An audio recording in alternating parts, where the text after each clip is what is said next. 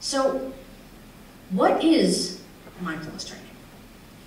And again, because I talked to many audiences, in fact, recently, as Valerie mentioned, I was at the World Economic Forum in Davos, and to have this topic be something that political and policy leaders from around the world are interested in I felt like it was an important responsibility to actually convey to them the importance of this.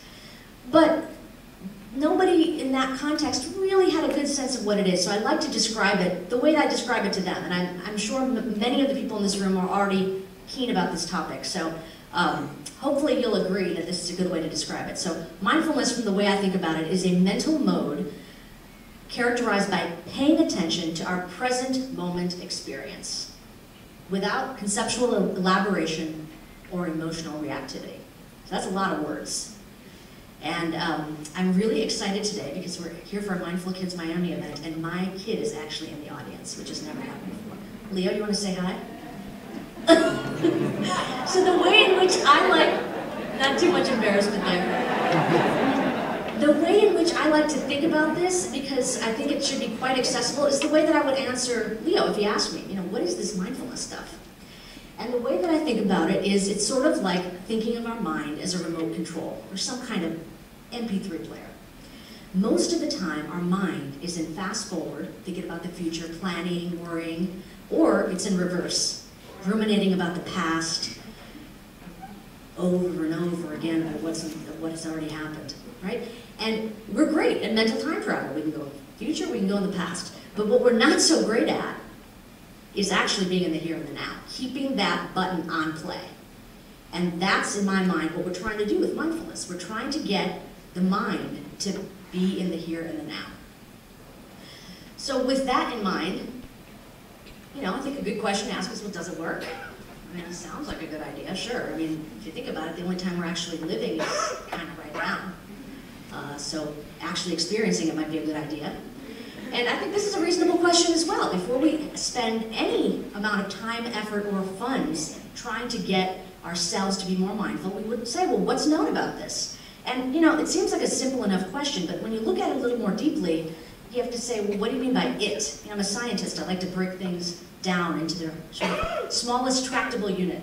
So it, really, in my mind, are the many different forms of mindfulness exercises that could be offered.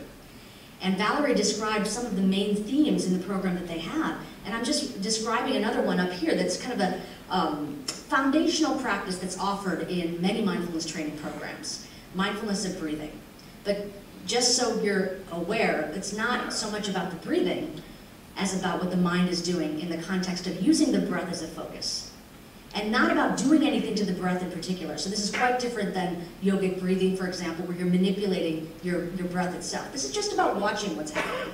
And what we tell people to do is, as Valerie said, it's quite non-mystical and pretty ordinary, right? Quite simple. We ask people to just sit in a comfortable upright posture, kind of focus all of their attention on the sensations of breathing. Then we ask them to select something in particular. So for the period of time that you're here listening to me, I suggest you select me as the focus of your attention. I would appreciate that. But when you're practicing a mindfulness exercise, you ask people to select a mindfulness of breathing exercise, in particular, the sensations of breathing. And you get very specific. So it could be the coolness of air coming in and out of your nostrils, or feeling your abdomen moving in and out. And that specificity is important because of what's going to happen next. We ask them to maintain their focus there. Not just to select it and move on to the next thing, but to keep your attention there. And the trick now is to know what to do when it's not there anymore. Right? So the mind will wander off. If I had us do this, if you've never done a practice like this before, probably a few seconds before all of a sudden, oh, this is awesome, my mind's not wandering at all. Wait a minute.